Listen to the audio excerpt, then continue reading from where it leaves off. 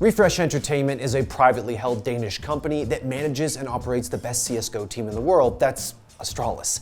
They also own and operate the Blast Pro series of events. Now, so far this year, Astralis have been to all 2 Blast events, and they've skipped out on 3 premier tournaments that are not Blast. Now, this has prompted a social media conversation along these lines. Is this a conflict of interest? And what bearing might it have on the future of competitive CSGO?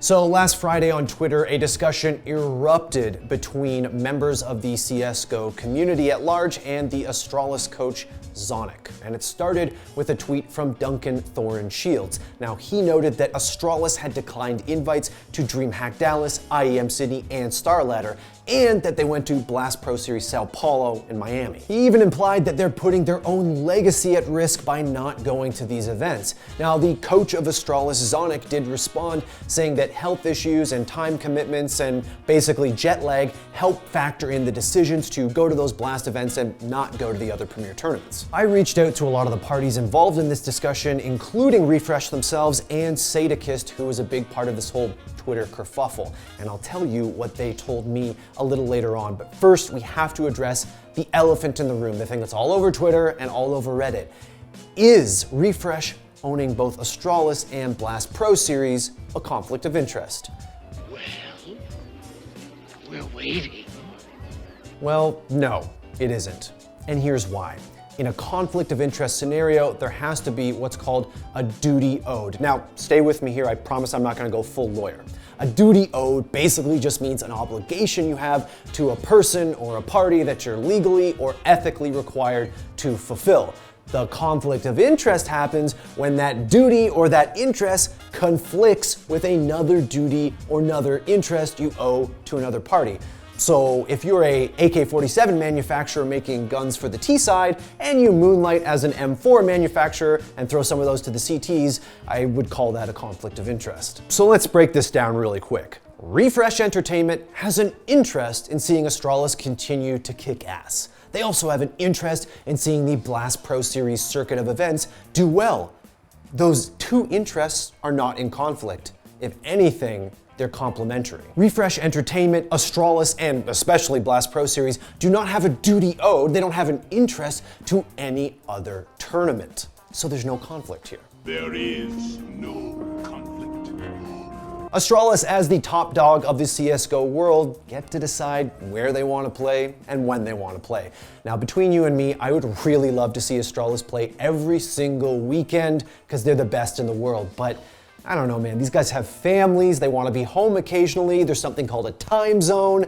It's a little much to ask. So they have to pick and choose what tournaments they want to attend. Now, you know better than I do that there are a billion tournaments in CSGO. We're pretty spoiled for choice. Every team, not just Astralis, have to make these decisions. Every team that participates in the Blast Pro Series circuit in 2019 plays 5 of the 7 events. Not just Astralis. I mean, look at DreamHack Masters Dallas. Na'Vi, MIBR, and Astralis are all skipping. Now, if the idea here is that other tournaments will be devalued by the fact that the best CSGO team in the world is not attending them, well, honestly, I can't disagree with you there. But unfortunately, that looks like that's just the way the business is going to go. I said it before and I'll say it again. I'd love for Astralis to attend every event, but sometimes it's just not physically possible. Now, my hope is here, and call me a little naive, that this competition for teams will actually help make all of these tournaments better. They will have to compete for who gets to compete at their tournaments, so maybe they'll step up, I don't know, their hospitality game or stuff for fans to attract more teams to their events.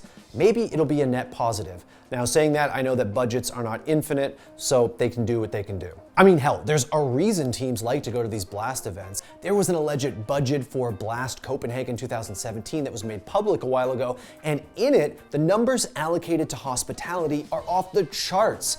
People get treated really well at these events, so even if you as a viewer are not loving the experience, you can bet the players are. Now, I told you earlier in the video that this whole thing kind of popped off on Twitter last week, and a big part of that was Matt Sadokist Trivet. Now, you know him as a CSGO broadcast personality, but he seemed pretty put off by the whole thing, at least on Twitter. So I gave him a call while he was hauling his race car across Eastern Canada to get his thoughts on the situation.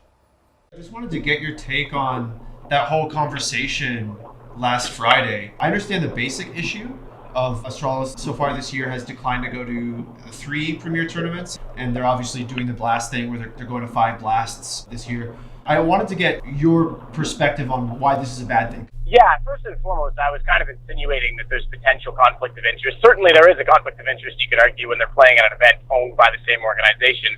But I think perhaps even more than that, in if Refresh owned them and, conveniently they're the number 1 team in the world, if they skip other events, it delegitimizes the other events, which can certainly destabilize sort of the market right now, I guess, if you want to call it that. If other TOs can't say that, hey, we don't have the world number 1 at our event, sorry, and then a sponsor says, well, to them, that doesn't matter. They want the world number 1 there. They don't care about the competitive integrity in the format. They want to go where that is. So there's a chance that, Refresh could be pulling just in little ways, little strings attached that would favor them in the long run, marketing-wise, for Blast Pro Series. And I don't know that there is anything going on, but it's a possibility. And if we don't make that clear, and if we don't hold them accountable, then by the time we do, or by the time it's noticed, it might be too late. To play devil's advocate, every team that's signed up for Blast is going to go to 5 events, right? So that does include your MIBRs and FaZe clans, and we saw for Dallas, MIBR, Navi, and Astralis all declined those invitations, right? So it may just not be an Astralis issue here. I'll come back to the point of saying I don't mind if teams are picking and choosing, and in the case of Astralis and everyone else, that's fine, except you can't constantly be favoring one. And the problem with Zonic is that every time it's brought up or hinted at, or perhaps suggested, as the case that Thorin often does, he never answers it directly. He always says, well, we're skipping it. Well, okay, we know you're skipping events.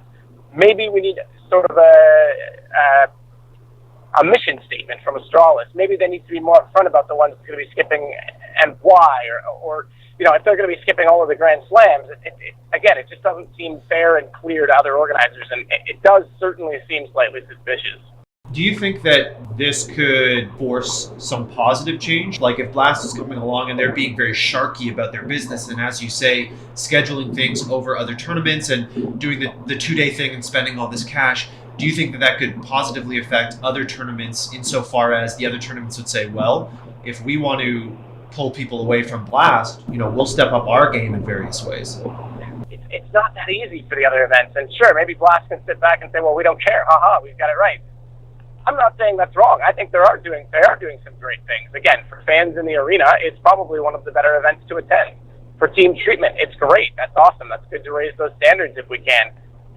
It's just that if they are going to try and push, and they are going to try and create some sort of, I won't use the word exclusivity strictly because I don't know that that's what they're doing, but allegiance, let's say, within the teams, well, they need to honor the competitive integrity that we've spent years trying to create. I also reached out to Refresh themselves, and their CEO and founder, Nikolai Nyholm, I do hope I'm pronouncing your name right, sir, got back to me really quickly on a tight deadline, so I do appreciate that, with some answers, and I'm going to share a few of those with you now. Now, I asked the simple question, within Refresh, is there a declared advantage, financial or branding or otherwise, for Astralis to attend Blast Pro Series events? The answer they gave me back was simply that those two entities, that is Blast Pro Series and Astralis, are run as independent entities with independent decision-making processes. They noted here that Danny, that's Zonic, the coach of Astralis, is the one who decides which tournaments to attend. I did already mention this, and Zonic said it best in his tweets, but part of the decision-making process here for him is obviously how far they have to go, some health issues with device, changing time zones, how long they have to stay somewhere, and yeah, of course, who treats them the best and who has the biggest prize pool, I'm sure factors in as well. Now, there were some allegations made on Twitter about an alleged revenue sharing process within Blast Pro Series between the teams or the players, and I didn't know anything about that, so I asked Refresh point blank if there was such a process put in place. They said simply, we do not comment on our agreements and contracts with teams and organizations. This is a general policy, but what we can say is that all the teams in the tournament are on equal terms. So take from that what you will. I also asked them point blank. Some people are implying or outright accusing Refresh of fostering a system where there is a conflict of interest. in your view, in Refresh's view, is this true? The CEO and founder of Refresh got back to me saying foul play of any sort or kind would be risking the players' careers, the investors' funds, and or the organization as a whole. In other words, it was an unequivocal no. I also reached out to the CSGO Players Association to see what their take on this whole thing would be. Now, Sir Scoots did get back to me saying that their communications guy was on vacation and they probably wouldn't make my deadline, so no bad on them. Now, if they do get back to me with something interesting, I will be happy to update you guys. Now, guys, I already know you're gonna flame me for this in the comment section, so don't even stop typing while you listen to this, but just so you know, this is my opinion, and you're free to have your own. When it comes to Refresh owning and operating both Astralis and Blast Pro Series, you can call it anti-competitive. You can call it monopolistic if you were so inclined, but don't call it a conflict of interest. Thanks for watching. If you want more great content just like this, be sure to hit the subscribe button.